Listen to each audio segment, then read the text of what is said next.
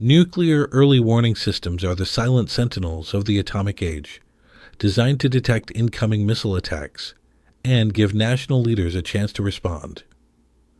The United States and NATO allies and Russia built extensive early warning networks during the Cold War, and other nuclear-armed states like China, India, and Pakistan have since begun developing their own. These systems typically include space-based infrared satellites to spot missile launches, ground-based radars to track warheads, and command centers that fuse the data. They have undoubtedly helped prevent accidental nuclear war by debunking false alarms. Yet, they also suffer from hidden vulnerabilities that rarely receive public attention. Aging technology, cyber risks, false readings, both false positives and false negatives, and gaps in coverage all pose dangers. History is replete with near disasters caused by early warning failures, and current efforts to modernize these systems are racing against time to patch the weaknesses. This article examines the early warning systems of the U.S., NATO, and Russia with a brief look at China and South Asia, detailing their current state, known flaws, and notable failures. Point. This is the DEFCON Warning System.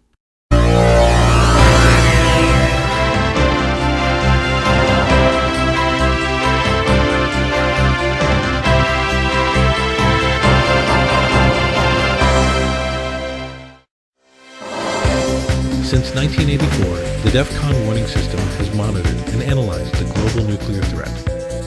Stay informed. Subscribe to our channel for the latest alerts and briefings. You can read our full articles at defconwarningsystem.com and join the discussion with staff and the public at community.defconwarningsystem.com. The U.S. Early Warning Network, shared with NATO allies, rests on a combination of space-based sensors and terrestrial radars. During the Cold War, the U.S. deployed the Defense Support Program, DSP satellites, in geosynchronous orbit to detect the infrared plumes of missile launches around the globe. Today, the DSP has been largely succeeded by the Space-Based Infrared System, SBIRS, satellites, which provide improved launch detection and are being further upgraded in the 2020s.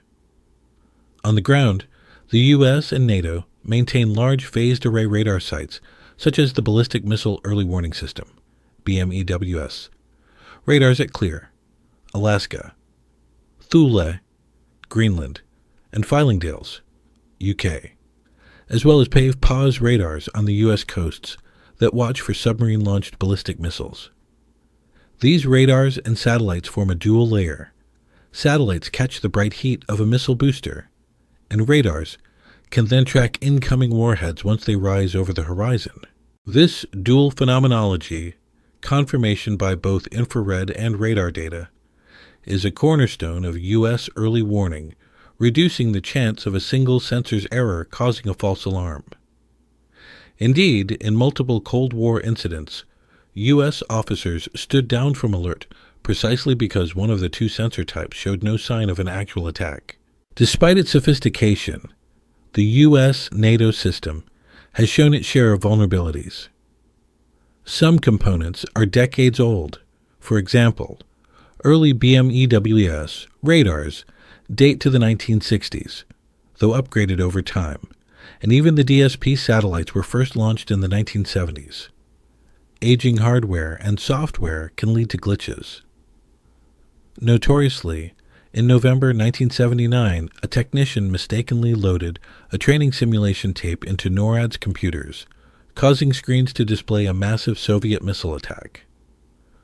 U.S. bomber crews scrambled, and the Pentagon's Doomsday plane was launched before it was discovered to be a false alarm. A few months later, in June 1980, warning displays at U.S. command centers began showing fluctuating numbers of inbound missiles, first 2, then 200, then 0, due to a faulty 46-cent computer chip. Again, a threat conference was convened, and nuclear forces went on alert until the warning was debunked. These incidents highlight how simple technical failures in aging computer systems nearly sparked disaster. While the U.S. early warning architecture's redundancy, satellites and radars, prevented catastrophe in those cases, the human factor was also critical. Officers had to trust the second source of data and their instincts to avoid overreaction. Another vulnerability is the risk of cyber intrusion or sabotage. U.S. nuclear command and control networks are heavily secured and often air-gapped, but experts warn that no system is entirely immune to cyber attack. A sophisticated breach could, in theory, spoof false warning data or cripple sensors and communications. Thus, an adversary might attempt to hack or jam early warning satellites and radars to blind the U.S., or, conversely, inject fake signals to provoke a false alarm. So far, there are no publicly confirmed cases of hackers compromising nuclear early warning networks, and such systems are largely isolated from the Internet. But Pentagon analysts consider the cybernuclear nexus a real threat in the future. Even the emergency alert system for civilians has been hacked in the past. For example, a false missile alert in Hawaii in 2018, while not caused by hackers, showed how easily public warning mechanisms can sow panic. In short, the U.S. system's complexity is a strength and a weakness. It provides multiple verification channels, but also a larger attack surface for malfunctions or malicious actors. The United States has been continually updating its early warning assets to address these vulnerabilities. The SBIRS satellites, with staring infrared sensors, are more capable than the old scanning DSP satellites at detecting dim or low signature launches, and a next-generation overhead persistent infrared program is underway to improve tracking of emerging threats like hypersonic glide vehicles. On the ground, many early warning radars have been modernized with solid-state electronics and better resolution. For instance, the PAVE-PAUS radar, pictured below, is part of a network now upgraded under the SS-PARS, Solid-State Phased Array Radar System program, extending its service life. Additionally, the U.S. and NATO have integrated data from newer systems, such as missile defense sensors, e.g. Aegis ship radars, and the Space Tracking and Surveillance System, to enhance early warning. That said, new types of weapons pose challenges. For example, hypersonic glide vehicles fly at lower altitudes than intercontinental ballistic missiles, and can maneuver, potentially evading U.S. early warning satellites and radar coverage. This has spurred research into novel sensors, like a dedicated hypersonic and ballistic tracking space sensor constellation. In summary, the U.S. early warning network is robust and redundant, but it must contend with aging components, cybersecurity concerns, and the need to detect new kinds of threats for which it was not originally designed. Russia's strategic early warning system, inherited from the Soviet Union, parallels the U.S. in broad outline but has notable differences. The Soviet Union deployed its own early warning satellites, the OCO system, starting in the early 1980s, using Molniya orbit satellites to peer toward U.S. missile fields at the horizon. These satellites, however, had limitations. They viewed missiles against the dark space background by looking at the edge of the Earth to reduce false alarms from sunlight. The Soviets also built a network of ground-based radars, such as the Dnepr, Daryel, and later Voronezh series, around the periphery of the USSR to detect missiles coming over the horizon. Today, Russia's system includes several new Voronezh early warning radars, ringing its territory, and a new space-based tier called the EKS or Kupol system. Since 2015, Russia has been launching Tundra satellites to rebuild its space-based warning capability after a period in the 2000s when the old OCO satellites failed. However, coverage is still not as continuous as the U.S. enjoys, As of 2023, only about 6 of the planned 10 Tundra satellites had been put in orbit, with no geostationary backup yet, due in part to production delays and sanctions on high-tech components. In practice, Russia relies heavily on its radar network for early warning, more so than the United States does. Data from radar stations and satellites feeds into command centers, like the Serpukhov 15 bunker and the National Defense Center in Moscow, that would provide launch warnings to Russian leadership. Russia's early warning system has long been considered less reliable and more prone to gaps than its American counterpart. One fundamental issue is the lack of assured dual phenomenology. If a Russian satellite reports a launch, there may be no radar in position to quickly double-check it, especially for missiles coming over polar or ocean horizons. Conversely, if radar detects something, Russia's sparse satellite constellation might not corroborate it in time. This was starkly illustrated on September 26, 1983, when the Soviet Oko satellites reported what looked like multiple U.S. missiles inbound. Lieutenant Colonel Stanislav Petrov, on duty at the Serpukhov 15 Warning Center, saw the electronic map light up with missile launches and had mere minutes to advise his superiors. He noticed, however, that only 5 missiles were indicated. A real U.S. first strike would involve hundreds. And, critically, no radar stations picked up any sign of missiles. Trusting his gut, Petrov declared it a false alarm. And indeed, it turned out that sunlight reflecting off high-altitude clouds had fooled the satellite sensors. This famous near-miss, often credited with literally saving the world, exposed the vulnerability of Russia's space-based warning. The old satellites could not reliably distinguish missiles from natural phenomena under certain conditions. Russia has also experienced false alarms on the radar side. The most serious was the Norwegian rocket incident of January the 25th, 1995. A scientific rocket, a 4-stage Black Brant 12, launched off the coast of Norway, was detected by a Russian early warning radar in Murmansk, which interpreted the high-flying projectile as a possible U.S. Trident missile. For the first time in history, the Russian nuclear Chagit briefcase was activated for President Yeltsin. He and his top commanders had to consider within minutes whether this blip was the first salvo of a surprise U.S. 10-hour attack, possibly an EMP weapon to blind Russian radars. Fortunately, as the trajectory became clear, Russian observers realized the rocket would fall into the sea and posed no threat, and the alert was canceled.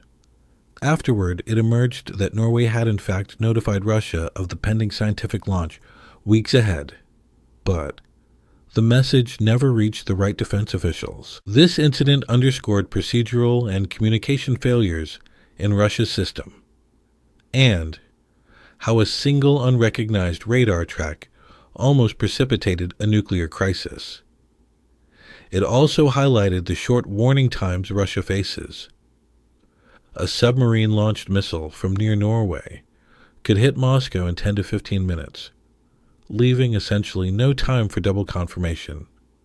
Analysts note that Russian doctrine, as a result, tilts toward a launch-on-warning posture, and even possible pre-delegation of launch authority to lower commanders in a fast-breaking scenario. This raises the risk that overreaction to a false alarm could occur if leaders fear waiting for impact confirmation. Beyond false alarms, Russia's early warning network has other little-discussed vulnerabilities. Many of its radars were aging or located in former Soviet republics that became inaccessible. During the 1990s, Russia actually lost coverage in some approaches, for example a gap in the early 2000s when the last Oko satellite failed. While new Voronezh radars have since been built to close coverage gaps, these large installations are themselves targets. In fact, during the Ukraine war, previously unthinkable attacks on Russia's early warning infrastructure occurred. In May 2024, a Ukrainian long-range drone struck the Voronezh radar station at Armavir, Krasnodar Krai, a site crucial for watching the southwestern direction. Another radar site was reportedly attacked the same month. Although Russia did not lose its entire warning capability from these isolated strikes, they reveal a physical security weakness. The radars are fixed, big, and vulnerable to sabotage or bombing in a conflict. Similarly, Russia's satellites could be shot down or blinded in orbit by anti-satellite weapons or electronic jamming. Russian officials openly worry about blinding attacks.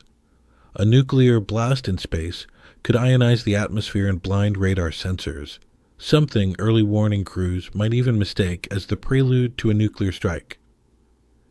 Indeed, the Russian Defense Ministry has prioritized making new radars more jam-resistant and power-resilient, announcing plans to upgrade at least 3 Voronezh stations by 2028 with improved electronic protections. All these factors, patchy space coverage, extremely short decision times, aging legacy systems, and susceptibility to attack, make Russia's early warning system arguably less robust than America's. Analysts have called it relatively outdated and prone to technological failures that exacerbate escalation risks. This precariousness is one reason Russia developed unique fail-safe measures like the semi-automated dead hand perimeter system, which, in a doomsday scenario of leadership decapitation, could still trigger retaliation based on remote sensors detecting nuclear detonations. Notably, despite wild rumors, even perimeter is believed to require a human decision in the final step. Acknowledging these vulnerabilities, Russia has been actively modernizing its early warning apparatus in the last decade.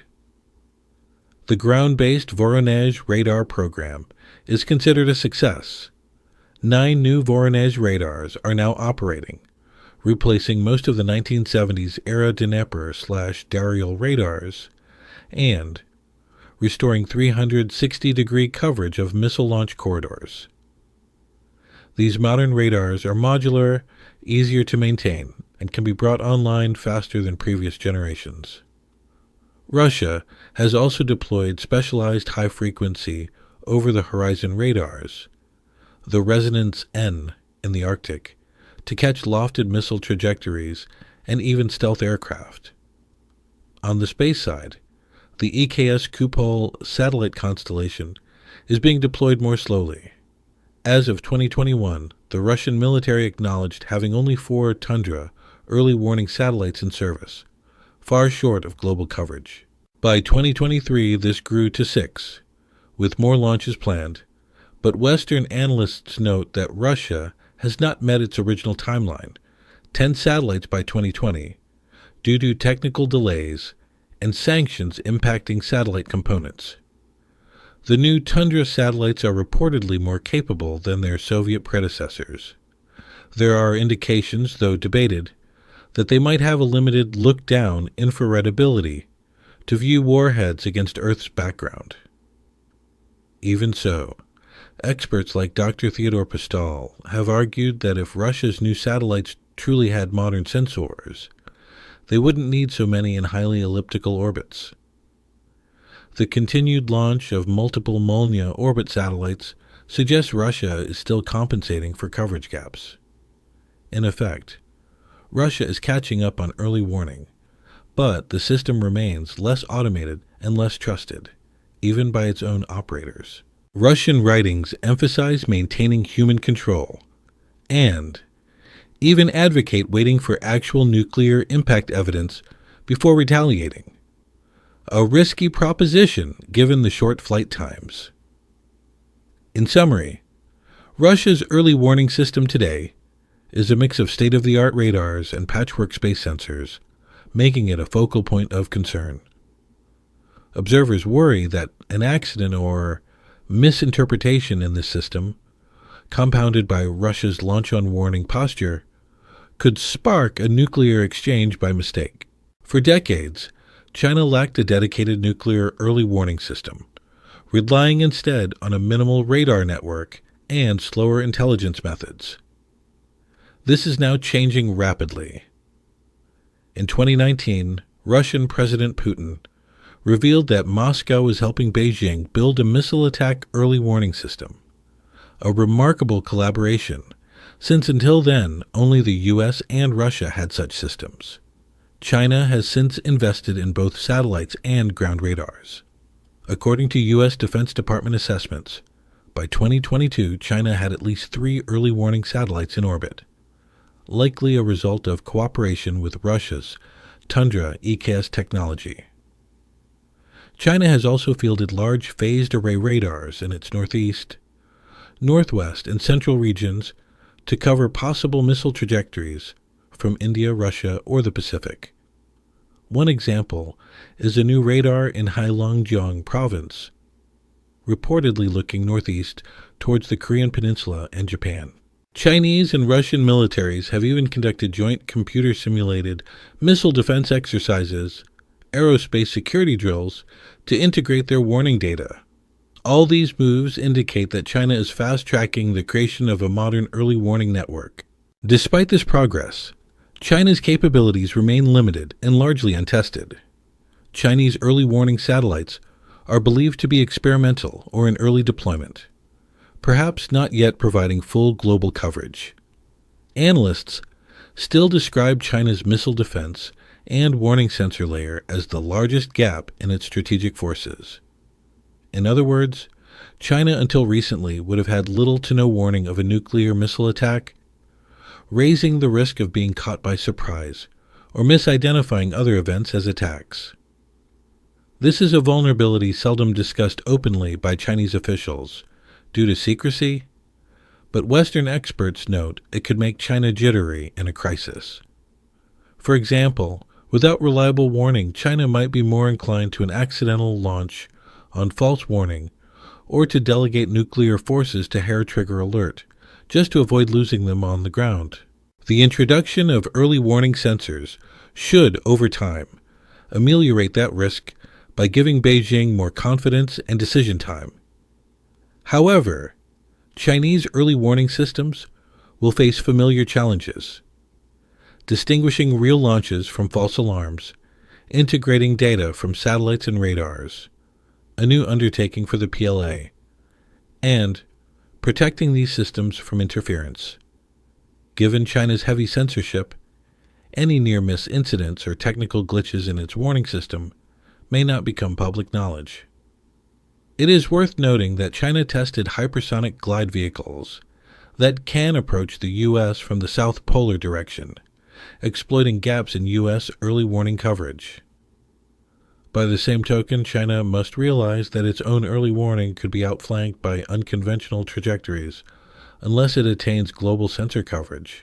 The ongoing China-Russia cooperation, including reported plans for Russia to deploy its Voronezh radars on Chinese soil, will significantly enhance China's coverage.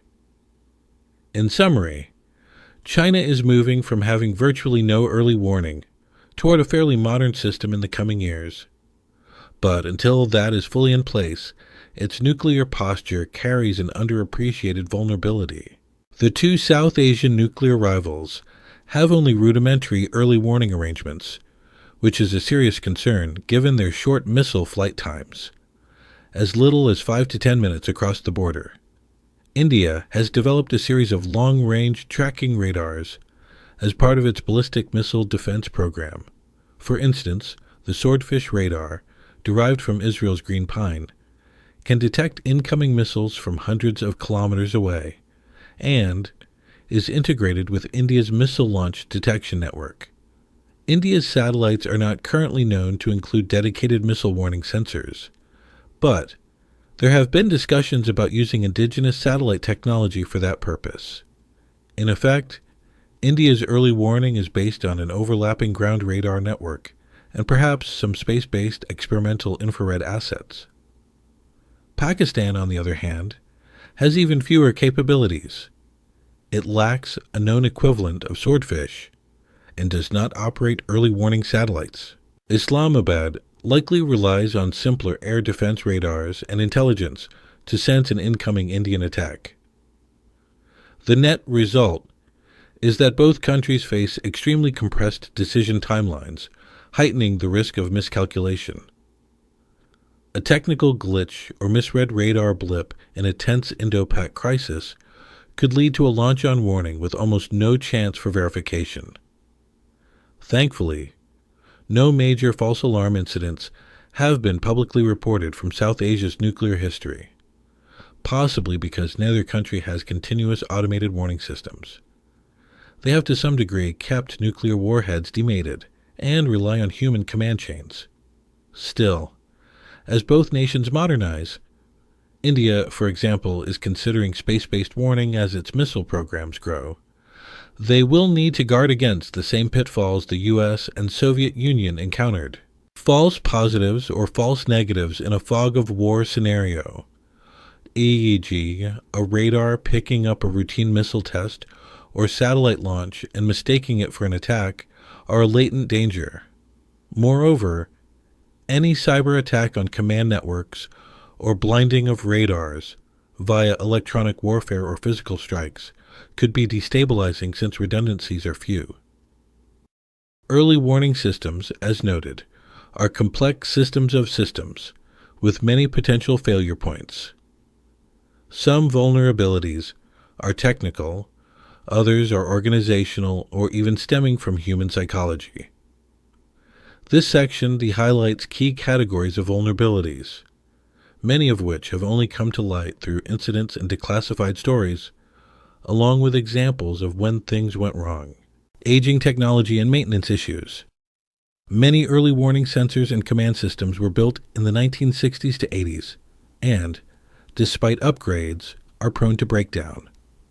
Small failures can have outsized effects.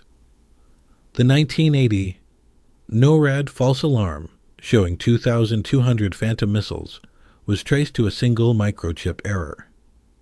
In 2010, a 70-cent computer part caused a backup communications network at NORAD to fail, though fortunately without false attack indications.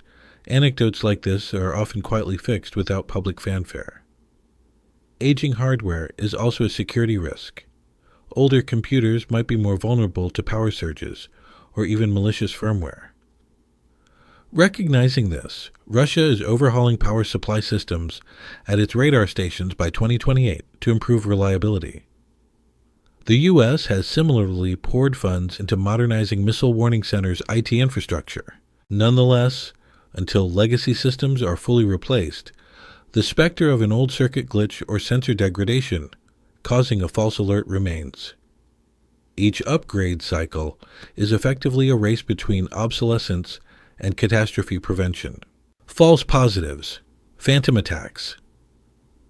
History has shown that early warning systems do sometimes cry wolf, and it is usually quick thinking or sheer luck that averts disaster. Besides the 1979 and 1980 U.S. false alarms mentioned, the 1983 Soviet Petrov incident is a textbook case, a satellite report of incoming missiles that was completely wrong. In that case, the false positive was caused by a rare alignment of sunlight and cloud tops, a scenario designers hadn't anticipated. Another false positive was the 1995 Black Brant rocket incident in Russia. A single research rocket's trajectory mimicked a possible nuclear strike on radar screens. False alarms can also stem from human error, as simple as selecting the wrong input on a computer, as in 1979, or software bugs. Every false alert is dangerous because it compresses decision time. Military officers may have mere minutes of uncertainty to decide if it's real or not. The common thread is that multi-layered verification is vital. In 1983, the absence of radar confirmation saved the day. In 1979/1980, the presence of satellite data that showed no launches overruled the computer displays. Thus, One unspoken vulnerability is over-reliance on a single source, a lesson bought with several near-miss events. False negatives, missing a real attack. The flip side is an early warning system failing to detect an actual missile launch, a terrifying scenario that could leave a country blind to an incoming strike. While no full-scale attack has occurred, thus no known false negatives in war, there have been close calls.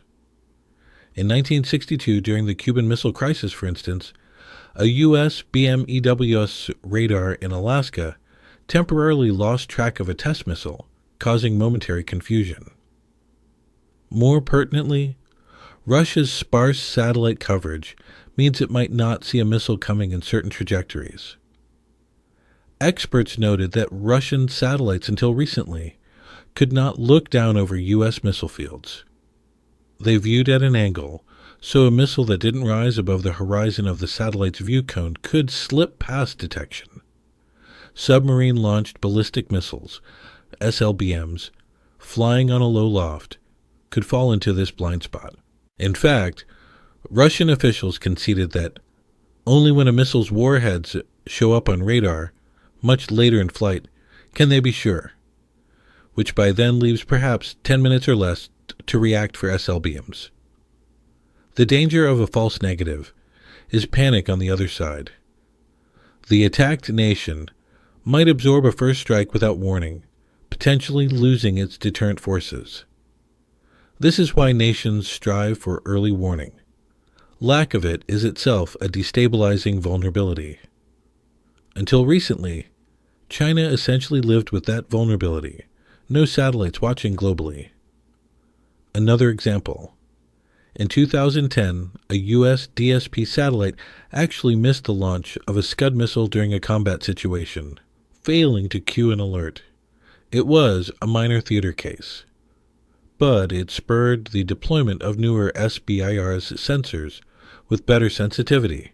In summary, while false alarms get more attention, an undetected real attack is the ultimate nightmare the entire system is meant to prevent. And any gaps that make it possible, sensor coverage holes, inoperable satellites, etc., are top priority to fix. Cyber and electronic warfare threats. Modern early warning networks depend on vast software code, digital communication links, and sensor electronics, all of which could be targeted by cyber or electronic attacks. A sophisticated adversary might attempt a cyber infiltration to disable warning systems or feed them disinformation. For example, malware might be inserted via insider or supply chain compromise that masks a real launch or generates a fake one. Even air-gapped systems, not connected to the internet, are not immune. The Stuxnet incident showed that determined attackers can reach isolated networks via infected removable media. The U.S. Government Accountability Office has repeatedly warned of cyber vulnerabilities in defense systems, and early warning is no exception. In addition to cyber, electronic jamming of radar or satellite uplinks is a concern. During a conflict, an opponent might try to jam a key Russian radar, for instance, to create confusion or blind a segment of coverage. Russian developers explicitly cite improved jamming resistance as a goal for radar upgrades. There is also the prospect of anti-satellite ASAT weapons. Russia, China, and the U.S. have all tested ASAT missiles that could destroy or disable early warning satellites in orbit.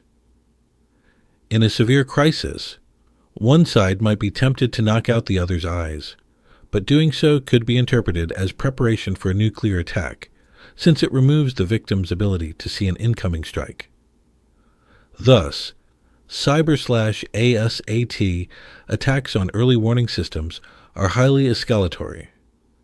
They remain an under-discussed vulnerability, because no such attack is known to have occurred yet, but military planners are certainly aware of the risk.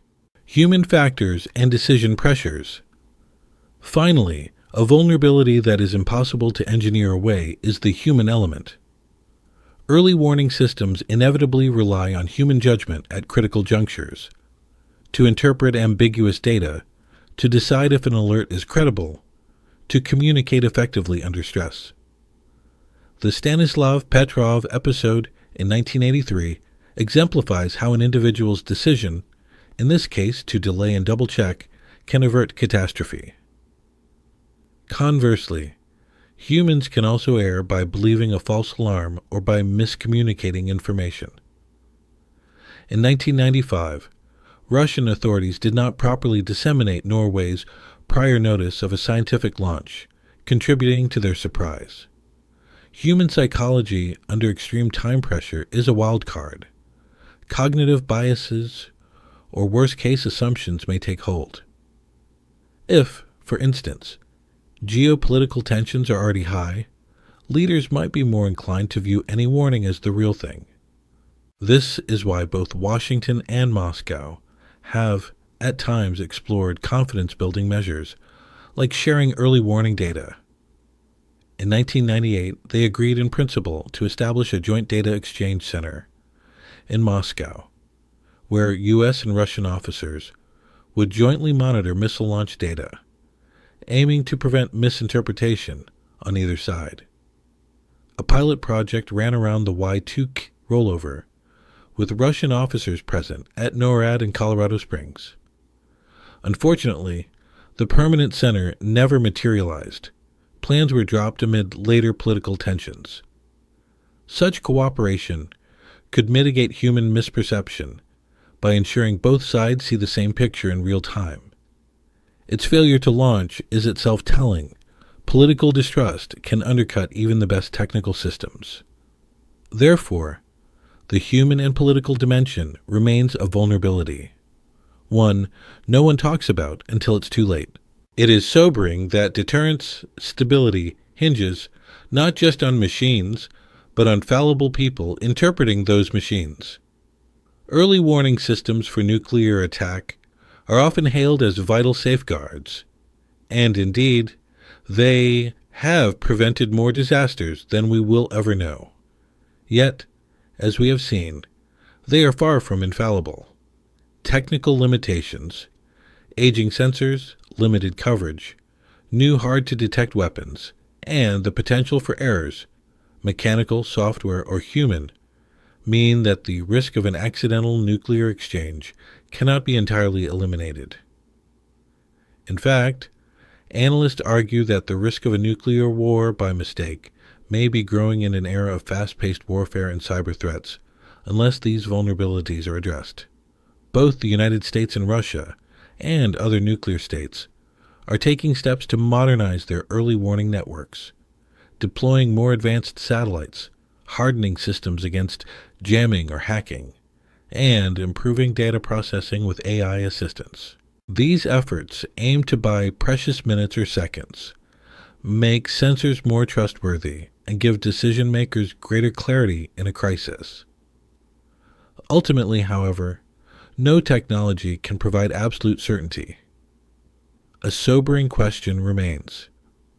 What happens when warning systems fail or send mixed signals? The answer must lie in doctrine and diplomacy as much as engineering.